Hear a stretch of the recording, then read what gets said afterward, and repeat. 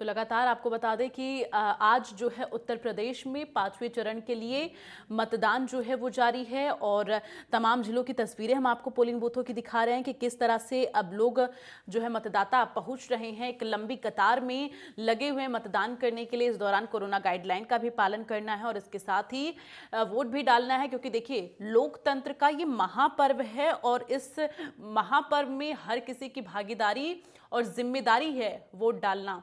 तो जाहिर तौर पर लगातार जो है मतदाता इस वक्त पोलिंग बूथों पर पहुंच रहे हैं मतदान करने के लिए और तस्वीरें हम लगातार आप तक पहुंचा रहे हैं कि किस तरह से तमाम जिलों में जो है क्या कुछ व्यवस्थाएं की गई हैं।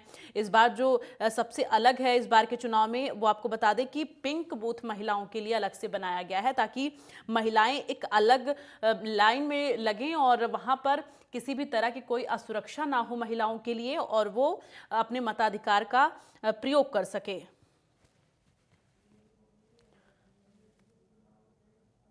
तो प्रयागराज में रीता बहुगुणा जोशी ने वोट डाला है। प्रयागराज में भाजपा नेता रीता बहुगुणा जोशी ने मतदान केंद्र पर पहुंचकर अपना मतदान दिया। उन्होंने कहा कि सरकार हमारी बनेगी, हम 300 से ज्यादा सीटें जो हैं वो उम्मीद कर रहे हैं। तो देखिए लगातार 300 के पार का जो नारा है वो बीजेपी की तरफ से दिया जा रहा है। जीत के दावे भी भरे जा रहे हैं। वहीं अमेठी का अगर हम जिक्र करें तो अमेठी विधानसभा से बीजेपी उम्मीदवार डॉक्टर संजय सिंह और उनकी पत्नी अमिता ने सुबह सुबह अपना वोट डाला। उन्होंने कहा कि उनके लिए कोई चुनौती नहीं है। जो बसपा और कांग्रेस का हश्र हुआ है सपा का होगा वही, और प्रियंका गांधी को गलतफहमी है कि वो महिलाओं की लड़ाई लड़ रही हैं। तो लगातार जिस तरह से प्रियंका गांधी की तरफ से नारा दिया गया लड़की हूं लड़ सकती हूं, उसको लेकर ये पलटवार किया गया है।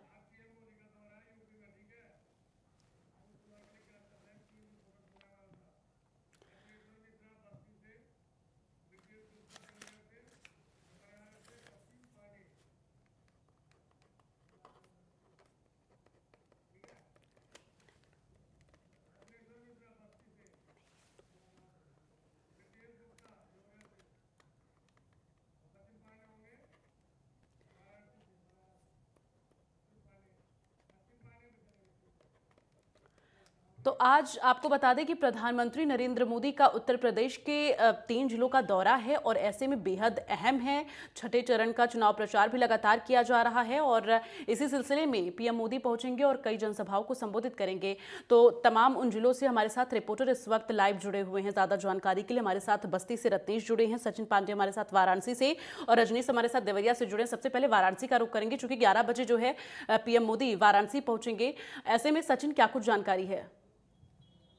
बता दूं कि आज नरेंद्र मोदी का 11 बजे बनारस में दौरा है और इस दौरे में प्रधानमंत्री पूर्वांचल के विधानसभा चुनाव को साधने के लिए बनारस एक मुख्य बिंदु बना लिए है। उसके बाद यहाँ पे 11 बजे प्रधानमंत्री नरेंद्र मोदी बाबतपुर एयरपोर्ट से पुलिस लाइन पहुंचेंगे। उसके बाद संपूर्णानंद विश्वविद्यालय जो कि जगतगंज में है, वहां पे पहुंच करके कार्यकर्ता जो बूथ स्तर और मंडल स्तर के कार्यकर्ता हैं उनको भी संवाद करेंगे। दीक्षित बिल्कुल। और देखिए अपने संसदीय क्षेत्र आज जब पीएम मोदी पहुंचेंगे उसके बाद से किस तरह से वोटरों को साधने की कोशिश होगी, किस तरह से चुनाव प्रचार होगा। देखिए छठे चरण का चुनाव प्रचार होना है। काशी में क्या कुछ बदला है ये लगातार जनता देख रही है और लोग समझ रहे हैं। तो ऐसे में यहाँ पर बीजेपी के लिए जो ये चुनावी राह है वो कितनी आसान हो सकती है? बिल्कुल, बता दें आपको कि चुनाव है 7 मार्च को बनारस में और इसके बाद बराबर जैसे कि विश्वनाथ मंदिर का कॉरिडोर एक ऐतिहासिक पहल है। भारतीय जनता पार्टी ने ये जो कार्य किया है उसके लिए कहीं ना कहीं बीजेपी है तो कहीं सपा है, टक्कर कांटे की है। बिल्कुल। और रत्नेश्वर मिश्रा हमारे साथ बस्ती से जुड़े हुए हैं, उनका भी रुख करेंगे। रत्नेश्वर, कितने बजे तक पीएम मोदी के पहुंचने का कार्यक्रम है? क्या कुछ कार्यक्रम है, क्या कुछ तैयारियां हैं?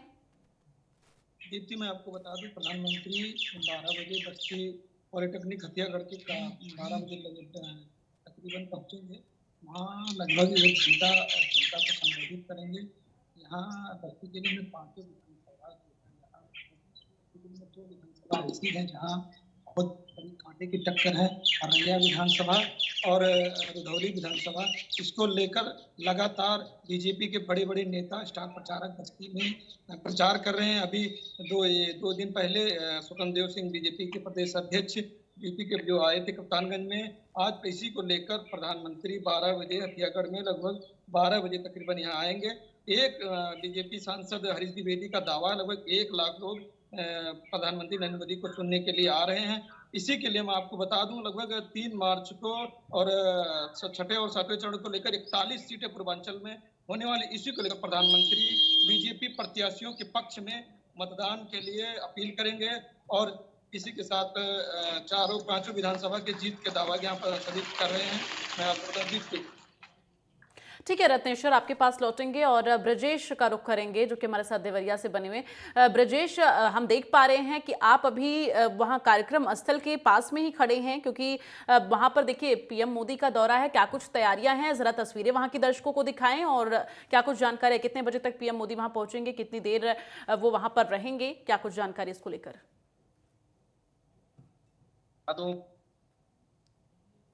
में कागज में 12:30 बजे यहाँ आने का सूचना है और पुलिस प्रशासन ने पूरी तरह से मुस्तैदी से यहाँ मौजूद है और सुरक्षा व्यवस्था को लेकर शासन ने पूरी तरह से यहाँ पे चाक चौबंद की व्यवस्था की है। और आपको दिखाना चाहेंगे कि किस तरह से पंडाल यहाँ पे सजा हुआ है, लगा है। इससे प्रधानमंत्री नरेंद्र मोदी यहाँ आएंगे और देवरिया जनपद के 7 विधानसभाओं में, जो कि 6 पे अभी भाजपा का कब्जा है, कोशिश उनकी यही रहेगी कि 3 तारीख को छठा चरण में यहाँ पे चुनाव है, 7 विधानसभाओं पे उनका कब्जा हो, भाजपा 7 विधानसभा प्रत्याशियों को जीत हासिल करा पाए। इसी संदर्भ में वह यहाँ के जनता को संबोधित करेंगे। 12:30 बजे आने की सूचना है। जी देखिए। बिल्कुल, और देखिए काशी में आज पीएम मोदी अब से थोड़ी ही देर पहुंचेंगे, 11 बजे वो वहां पहुंचेंगे। सचिन, ऐसे में वहां पर जो विशेष कार्यक्रम है संपूर्णानंद संस्कृति विश्वविद्यालय में, उसको लेकर क्या कुछ जानकारियां हैं, क्या कार्यक्रम है वो, किस तरह से वहां पर जो कार्यक्रम आयोजित किया जा रहा है, क्या आधार है उसका? बिल्कुल दीप्ति, बता दूं कि यहाँ पे जो बूथ स्तर और मंडल स्तर की जो कार्यकर्ता हैं, इनके अंदर एक जान भरने के लिए प्रधानमंत्री का 27 फरवरी को जो ये दौरा है ये रखा गया। और जो यहाँ पे जो कार्यकर्ता है, उन्होंने प्रधानमंत्री नरेंद्र मोदी की जो कार्यक्रम है उसके लिए विशेष तैयारी कर रखी है। शासन प्रशासन जो है यहाँ पे, उन्होंने भी एक यहाँ पे एक जो तैयारियां हैं वो पूरी हो चुकी है। अब बस इंतजार है प्रधानमंत्री नरेंद्र मोदी का, जो कि 11 बजे विशेष विमान से चलकर बाबतपुर फिर बाय रोड यहाँ पर आएंगे संपूर्णानंद विश्वविद्यालय। ठीक है रत्नेश्वर, आप जिक्र कर रहे थे कि जो वहां के सांसद है हरीश द्विवेदी की तरफ से दावा किया जा रहा है कि जो पीएम मोदी का आज का कार्यक्रम है वहां पर 1 लाख लोगों को जुटाने की जो कोशिश है वो जारी है और दावा किया जा रहा है। फिलहाल कार्यक्रम स्थल कहां पर है, किस तरह की तैयारियां वहां पर हैं और कितनी देर पीएम मोदी बस्ती में रुकेंगे और किस तरह की जनसभाएं होंगी? कार्यक्रम 2 दिन पहले से यहाँ की स्तर पर तैयारियां की जा रही हैं। कल शाम को ही पूरी तैयारियां हो चुकी हैं। लगभग 15,000 कुर्सियां लगाई गई हैं। यहाँ चप्पे चप्पे पर पुलिस लगाई गई है। हथियागढ़ जो बस्ती जिले के अगर कई ड्रोन कैमरे हैं, यहाँ बहुत तरीके सुरक्षा चाक चौबंद 3 किलो की पुलिस लगाई गई है। सिद्धार्थनगर, संतकबीर और बस्ती के सभी पुलिस वहाँ चारों तरफ सील किया गया है। बिना कोई परिंदा पर नहीं मार सकता, हर तरफ से सुरक्षा है। 5 विधानसभा जो है, जो 5 विधानसभा है, सभी विधायक अभी जानकारी के अनुसार सभी वहां मौके पे मौजूद हैं। हरीश द्विवेदी ने इस कार्यक्रम को सफल बनाने के लिए पूरी अपनी ताकत झोंक दी है। पूरे जिले में, पूरे जिले के जितने कार्यकर्ता हैं सभी पहुंच गए हैं।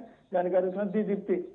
बिल्कुल, और ब्रजेश देखिए देवरिया इसलिए भी बीजेपी के लिए बहुत अहम हो जाता है क्योंकि गोरखपुर से जुड़ा हुआ है, तो ऐसे में देवरिया इसलिए भी बहुत अहम हो जाता है क्योंकि देखिए बस्ती भी अहम है क्योंकि अयोध्या और गोरखपुर के बीच पड़ता है, और अगर हम देवरिया का जिक्र करें तो वो गोरखपुर से जुड़ा हुआ है। तो ऐसे में यहाँ पर बीजेपी के लिए राह कितनी आसान लग रही है? कि देवरिया बहुत महत्वपूर्ण है क्योंकि गोरखपुर से सटा हुआ है और मुख्यमंत्री का संसदीय क्षेत्र रहा है। इस मद्दे में अगर आपको मैं बताऊं तो देवरिया बहुत महत्वपूर्ण है और यहाँ पे जो प्रत्याशी है और कई जगहों पे, कई विधानसभाओं पे त्रिकोणीय लड़ाई हमें इस समय देखने को मिल रही है। इसी इस सिलसिले में इसी क्रम में मोदी आज यहाँ पे पूरी कोशिश करेंगे कि जनता को अपने 5 सालों में जो उन्होंने उपलब्धियां अपनी जो काम किया गया है बीजेपी द्वारा, वो अपनी उपलब्धियों को गिनवाते हुए जनता को संबोधित करेंगे और जनता से अपील करेंगे और ये उनकी कोशिश रहेगी कि 7 विधानसभाओं पे उनका दोबारा कब्जा हो सके। हालांकि अभी वर्तमान में 6 विधानसभाओं पे बीजेपी का कब्जा है, लेकिन कोशिश उनकी यही रहेगी, यही लक्ष्य रहेगा कि 7 पे उनका कब्जा हो जाए। 3 तारीख में, आगामी 3 तारीख को चुनाव होने हैं 6ठे चरण में। उसी संबंध में यहाँ जनता को संबोधित करते हुए वो कोशिश करेंगे कि ज्यादा से ज्यादा सीटें भाजपा के पक्ष में आए। बिल्कुल, और एक बार फिर से काशी का रुख करते हुए वहां से सचिन आपसे जल्दी से जान लेते हैं कि जब पीएम मोदी यहां पर पहुंचेंगे, बीजेपी के कौन कौन से दिग्गज वहां पर मौजूद होंगे और किस तरह से पीएम मोदी का स्वागत किया जाएगा, उसको लेकर क्या कुछ तैयारियां हैं? प्रधानमंत्री के स्वागत के लिए जो यहाँ के बीजेपी के कार्यकर्ता और जो यहाँ के बनारस के जो बड़े लीडर हैं, वो लोग यहाँ पे मौजूद रहेंगे। उनके स्वागत के लिए कार्यकर्ताओं ने एक बहुत अहम वो कर रखा है और उसके बाद कार्यकर्ताओं ने यहाँ पे पीएम मोदी के बस इंतजार है। बाकी सारी तैयारियां पूर्ण हो चुकी है। और देखिए पीछे डिजिटल, देखिए मैं आपको दिखा दूं दीप्ति की कैसे यहाँ पे प्रधानमंत्री मोदी के आगमन के लिए देखिए यहाँ पे डिजिटल की तरह से यहाँ पे एक वो लगा रखा है, एलईडी लगा रखी है और ऐसी एलईडी हर एक जगह पे लगा रखी है बनारस में। देखिए सामने है सोच ईमानदार काम दमदार, देखिए सामने ऐसे ही सारे डिजिटल तरीके से लगा रखा है। हर एक चौराहे पे कमल का फूल है इसके ऊपर और मैजिक में ऐसे करके पूरा का पूरा स्वागत के लिए भरपूर तैयारी कर रखी है दीप्ति। बिल्कुल रत्नेश्वर, देखिए आज तो 5वें चरण की वोटिंग हो रही है उत्तर प्रदेश में, लेकिन 6ठे चरण में बस्ती जिला भी है और वहां पर वोटिंग होगी 3 मार्च को। तो क्या कुछ तैयारियां चल रही है? देखिए पीएम मोदी का तो कार्यक्रम है ही और 6ठे चरण का जो प्रचार है वो लगातार बीजेपी की तरफ से किया जा रहा है, लेकिन वहां पर बीजेपी कितनी जो है यहाँ पर तैयार नजर आ रही है बस्ती में, वो जरा आप दर्शकों को बताएं। मैं दीप्ति आपको बता दूं, बस्ती जिले में तकरीबन 19 लाख वोटर हैं और इसी को साधने के लिए प्रधानमंत्री नरेंद्र मोदी यहाँ आ रहे हैं। बीजेपी की तरफ से दावा किया गया है कि बस्ती जनपद की 5 विधानसभा जीती जाएंगी, लेकिन हम आपको बता दूं मेरे जानकारी के अनुसार गांव-गांव में लगभग 2 विधानसभा ऐसी है जहां कांटे की टक्कर दिख रही है। समाजवादी पार्टी ने ऐसे प्रत्याशियों को खड़ा किया है कि वहां बीजेपी के लिए बड़ी मुश्किल है। मैं आपको हरैया विधानसभा की बता दूं जहां क्षत्रिय 3 कैंडिडेट हैं और समाजवादी पार्टी ने ब्राह्मण कैंडिडेट खड़ा करके बीजेपी की सबसे बड़ी मुश्किल है। वहां 77,000 वोटर हैं ओनली ब्राह्मण और जिसके एक ही प्रत्याशी हैं त्र्यंबकनाथ पाठक। और मैं बता दूं और पार्टियों की, जिसे कांग्रेस लबोनी सिंह, बीजेपी के विधायक सिटिंग विधायक अजय सिंह और बीएसपी के पूर्व राज्य मंत्री कैबिनेट मंत्री राजकिशोर सिंह जो बसपा के, ये क्षत्रिय से जाते हैं, ये इनका कहीं ना कहीं वोट हर तरीके से बढ़ जा रहा है। और हरैया विधानसभा में ब्राह्मण एक ही कैंडिडेट, तो माना जाए कि वहां समाजवादी का पलड़ा कहीं ना कहीं भारी दिखाई दे रहा है। यही हाल मैं रुधौली को आपको बता दूं कि वहां आम आदमी पार्टी ने एक रजवाड़े से ताल्लुक रखने वाले पुष्कर आदित्य सिंह को प्रत्याशी बनाया है। दूसरी तरफ वहां भी ब्राह्मण एक कैंडिडेट है अशोक मिश्रा, जो कि पूर्व ब्लॉक प्रमुख रह चुके हैं, उनकी जमीनी स्तर से ज्यादा पकड़ है। उन्होंने दावा किया है कि बीजेपी की रुधौली सीट है हमारा। और वहीं जो है संजय जायसवाल की पत्नी, जो संजय जायसवाल जिनका कोई बैकग्राउंड नहीं है, तो जो संजय जायसवाल जोड़ तोड़ के मेहनत कर रहे हैं कि हम ये प्रत्याशी जीतेंगे। ये 2 सीटें ऐसी हैं जहां कांटे की टक्कर है। और सदर में बता दूं, सदर में बीजेपी की लगभग जीत तय दिखाई दे रही है। वहीं महादेवा विधानसभा में आपको बता दूं, महादेवा विधानसभा में भी यही कांटे की टक्कर दिख रही है, जहां लक्ष्मीचंद खरवार जो एससी से आते हैं, रवि सोनकर जो बीजेपी प्रत्याशी और सिटिंग विधायक हैं। और फिर भी यही हाल, इन 2 विधानसभा ऐसी हैं जो बीजेपी की कोई टेंशन नहीं है, लेकिन इसमें हरैया विधानसभा में 2। देखिए रत्नेश्वर, आपने हरैया विधानसभा का जिक्र किया, बीजेपी की तरफ से अजय सिंह और सपा की तरफ से त्र्यंबक पाठक लगातार चुनावी मैदान में है, यहाँ पर कांटे की टक्कर है। लेकिन अगर हम जिक्र करें तो अजय सिंह भी लगातार बीजेपी की तरफ से एक्टिव मोड में नजर आए हैं, तो जनता के बीच अभी किसका पलड़ा भारी दिखाई दे रहा है? कि मैं आपको दीप्ति बता दूं, अभी चुनाव जो है कितनी भी पार्टियां किसी भी तरीके हैं, लेकिन लोग जाति की तरफ ज्यादातर जाते हैं। तो इसीलिए कहीं ना कहीं मैं बता दूं, मेरे जानकारी के अनुसार मैंने गांव-गांव जाकर सर्वे किया। बीजेपी के भी वोटर हैं, जो वोटर महिलाएं वोटर हैं वो बीजेपी के ही साइलेंट मोड में हैं। कुछ ऐसे वोटर हैं जो जैसे अभी मान लिया एक ही जाति के 3 कैंडिडेट हैं, तो कहीं ना कहीं वोट बढ़ता हुआ दिखाई दे रहा है और ब्राह्मण कैंडिडेट एक है, वो है त्र्यंबकनाथ पाठक। यानी कि कुल मिलाकर यहाँ पर जातीय समीकरण ज्यादा हावी दिखाई दे रहा है।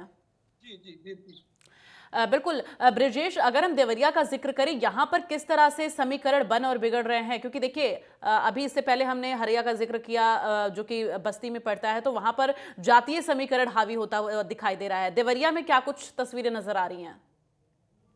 जी रीति, आपको बता दूं कि देवरिया में भी जातीय समीकरण पूरी तरह से दिख रहा है। देवरिया सदर की अगर हम बात करें तो यहाँ पे भाजपा ने सलभ त्रिपाठी, जो कि सूचना सलाहकार मुख्यमंत्री के रह चुके हैं, उनको अपना कैंडिडेट बनाया है। और वहीं पिंटू सिंह और राजेश प्रताप सिंह और सिक्की को सपा ने उतारा है, जिसमें जातीय समीकरण ब्राह्मण जो जाति है वो भाजपा की तरफ थोड़ा आकर्षित है।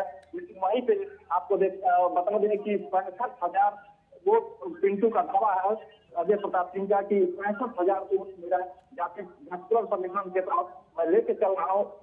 इनको सलम मणि को, जो भाजपा के प्रत्याशी है, उनको अभी जिताए, उसके बाद आगे लड़ाई मेरे से लड़ाई। यहाँ कुल मिलाकर आपको बता दें कि लड़ाई यहाँ पे टक्कर की है, कांटे की है, कहा नहीं जा सकता क्या होगा।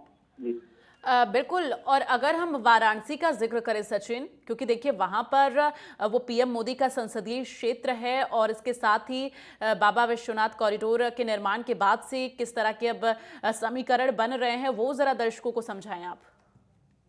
बिल्कुल, बता दें आपको कि बनारस का जो समीकरण है, भारतीय जनता पार्टी 8 विधानसभाओं पर है और जो समीकरण विश्वनाथ मंदिर के बाद का है, तो जनता में एक उमंग तो है कि भारतीय जनता पार्टी की एक अहम पहल थी ये, जिसमें कि काशी विश्वनाथ मंदिर बहुत भव्य है। और जो जातीय समीकरण की अगर हम बात करें तो इस बार भी हर साल के भांति जो जाति का समीकरण है वो कहीं भाजपा है तो कहीं सपा है। और ये नहीं कह सकते क्योंकि कांटे की टक्कर है 8 विधानसभा पे लगातार। भारतीय जनता पार्टी और जितने भी दल है वो लगातार बराबर उस पर निशाना साध रहे हैं कि जो भी हो, भारतीय जनता पार्टी कोई कोर कसर छोड़ना नहीं चाह रही है इस बार के चुनाव में दीप्शी, क्योंकि बहुत अहम है, क्योंकि प्रधानमंत्री का संसदीय क्षेत्र भी है बनारस और यहाँ से इस विधानसभा में कोई कसर छोड़ना नहीं चाहती है भारतीय जनता पार्टी और अन्य दल भी। बिल्कुल, क्योंकि 2024 में जो लोकसभा चुनाव है उसकी भी झलक इसमें देखी जा रही है और जाहिर तौर पर यह पीएम मोदी का संसदीय क्षेत्र है, इसलिए भी बीजेपी के लिए ये एक यहाँ पर जो है साख दांव पर लगी हुई है। तो लगातार हम समीकरण का जिक्र कर रहे थे कि जो है यहाँ पर किस तरह से जातीय समीकरण हावी होता हुआ नजर आ रहा है, वो जरा आप एक बार दर्शकों को समझाएं। सचिन, कहीं हॉबी है तो कहीं ब्राह्मण है, कहीं अल्पसंख्यक है, ऐसे तमाम तरह से 8 विधानसभा जो है यहाँ से दीप्शी, उसमें कहीं पटेल ज्यादा हॉबी है तो कहीं ब्राह्मण वर्ग है। और बनारस एक इस समय अहम हो चुका है क्योंकि जैसा कि जानते हैं कि प्रधानमंत्री नरेंद्र मोदी का संसदीय क्षेत्र भी, और प्रधानमंत्री नरेंद्र मोदी 27 फरवरी को एक मास्टर स्ट्रोक माना जा रहा है और आज के जो दिन प्रधानमंत्री नरेंद्र मोदी आ रहे हैं, ये कहीं ना कहीं एक 7 मार्च के जो चुनाव है उसको साधने के लिए भी आ रहे हैं कि भारतीय जनता पार्टी 8 विधानसभा पे अपना परचम लहरा सके। बिल्कुल रत्नेश्वर, अगर हम बस्ती का जिक्र लगातार कर रहे हैं तो देखिए यहाँ पर आपने जो जातीय समीकरण का जिक्र किया है, इसलिए भी थोड़ा सा समझना जरूरी हो जाता है, क्योंकि देखिए अयोध्या में राम मंदिर निर्माण को लेकर एक लंबे अरसे से मांग चल रही थी, जो कि अब लगातार राम मंदिर निर्माण का काम चल रहा है। ऐसे में जातीय समीकरण का आप जो जिक्र कर रहे थे, यहाँ पर आस्था का केंद्र जो है वो अयोध्या को माना जाता है, तो किस तरह की तस्वीरें उलटफेर हो सकती है। लेकिन आपने बताया कि यहाँ पर त्र्यंबक पाठक को लोग ज्यादा लोकप्रियता यहाँ पर उनकी देखने को मिल रही है लोगों के बीच में। आपको बता दूं कि ऐसा है कि लोग ये राम मंदिर को लेकर बीजेपी के पक्ष में जा रहे हैं। ये 100% नहीं है जो बीजेपी के पक्ष में जा रहा है। मैं आपको एक मुख्य कारण बता दूं, बस्ती जिले में छुट्टा पशु, ये पूरे यूपी में यही हाल है। यहाँ पर छुट्टा पशु को लेकर बीजेपी कहीं न कहीं बैक साबित हो रही है। ये पूरा जैसे बीजेपी के पक्ष में जो मैं आपको बता दूं हरैया विधानसभा है, वहाँ ब्राह्मण कैंडिडेट हैं, लेकिन 69,000 तकरीबन 69,000 ब्राह्मण कैंडिडेट हैं। पूरे के पूरे समाजवादी की पलड़े में नहीं, वो बीजेपी के पक्ष में भी जा रहे हैं। और वहीं उसी के मैं बता दूं आप, जो कद्दावर नेता भी रहे हैं बसपा प्रत्याशी राजकिशोर सिंह, वो भी रहे हैं। लबोनी सिंह जो एक डमी कैंडिडेट के रूप में आएगी, जिसका कोई बैकग्राउंड नहीं है। लेकिन मैं आपको बता दूं, यहाँ त्रिकोणीय लड़ाई जा रही है, समाजवादी पार्टी और बसपा और बीजेपी। तो मैं आपको कहीं ना कहीं बता दूं कि यहाँ बीजेपी का वोट ब्राह्मण के पक्ष में जा रहा है। तो इसी कारण में जाति समीकरण भी है। मैं देखा जा रहा, मैंने गांव जाकर इस बात को सर्वे किया है। और यह बहुत पुराने ब्राह्मण जो हैं, त्र्यंबक पाठक, ये जमीन से जुड़े हुए नेता हैं। इन्होंने अभी एक चुनाव प्रचार के दौरान भावुक हो गए, रो दिए थे। इसी वजह से ब्राह्मण कहीं ना कहीं उनके तरफ आकर्षित हो गए, प्रभावित से उन्होंने इमोशनल दिखा दी से ब्राह्मण उनके पक्ष में जा रहा है। ठीक है, आपने राजकिशोर का जिक्र किया, लौटूंगी आपके पास, आपसे मेरा एक सवाल और होगा, लेकिन इससे पहले ब्रजेश के पास चलेंगे। ब्रजेश, देखिए देवरिया में किस तरह से वहां पर साइलेंट वोटर जो है किस तरह की तस्वीरें बदल सकते हैं, क्योंकि देखिए साइलेंट वोटर भी इस बार काफी ज्यादा देखे जा रहे हैं, जो कि कुछ कहने को तैयार नहीं है, और वो जो है कहीं ना कहीं जो है समीकरण तमाम राजनीतिक पार्टियों के बना भी सकते हैं और बिगाड़ भी सकते हैं। ये आपको बता दें कि साइलेंट वोट बहुत है, कोई वोट अभी बोल नहीं रहा है खुल के। आज देखने वाली बात हुई कि प्रधानमंत्री आज यहाँ करके जनता को संबोधित करेंगे।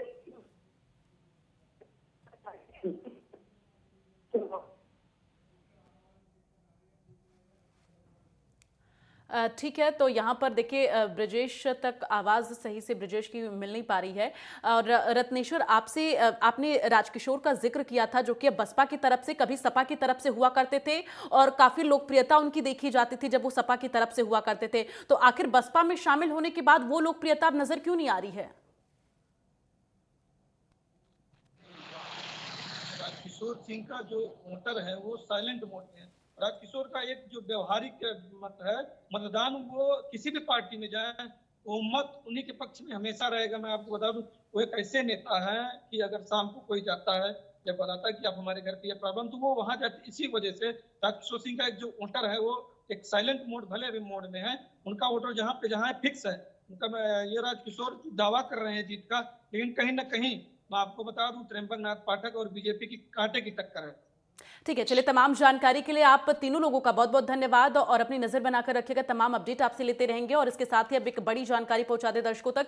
यूपी में 5वें चरण की वोटिंग लगातार जारी है, और इसी क्रम में बसपा सुप्रीमो मायावती ने ट्वीट किया है कि यूपी के 12 जिलों की 61 विधानसभा सीटों पर आज 5वें चरण में भी हर पोलिंग बूथ को जिताना है, बीएसपी को सत्ता में लाना है, कि प्रतिज्ञा व जिद के साथ वोटिंग करते रहना जरूरी, ताकि द्वेष, पक्षपात, उन्माद व तानाशाही आदि से मुक्त यहां सर्वजन हिताय और सर्वजन सुखाय की सरकार बन सके। तो मायावती ने यह ट्वीट किया है, और इसके साथ ही लगातार जीत का दम सभी राजनीतिक पार्टियां भरती हुई नजर आ रही हैं।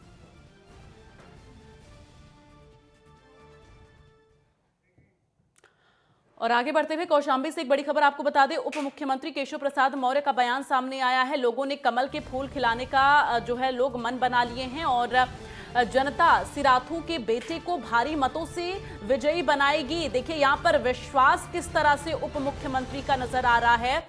और आपको बता दें कि सिराथू में जो है एक बार फिर से जनता कमल खिलाएगी, ये उप मुख्यमंत्री केशव प्रसाद मौर्य कह रहे हैं। दरअसल वो काफी ज्यादा गदगद नजर आ रहे हैं, क्योंकि सिराथू में जो वहां पर पोलिंग बूथ है, वहां पर लंबी चौड़ी लाइनें लोगों की लगी हुई हैं, और वो जब वहां पर पहुंचे तो लोगों की लंबी लाइनों को देखते हुए ये उत्साह और ये विश्वास उनके अंदर जो है नजर आया, जिसके बाद मीडिया के सामने उन्होंने ये जीत का दम भरा है।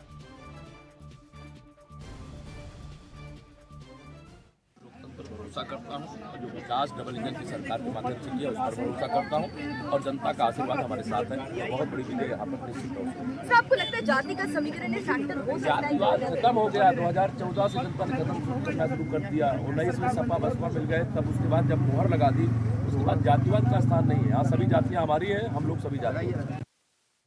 और फिलहाल के लिए बस इतना ही, लेकिन लगातार महा कवरेज नेटवर्क 10 पर जारी, आप बनी रही हमारे साथ। जय हिंद।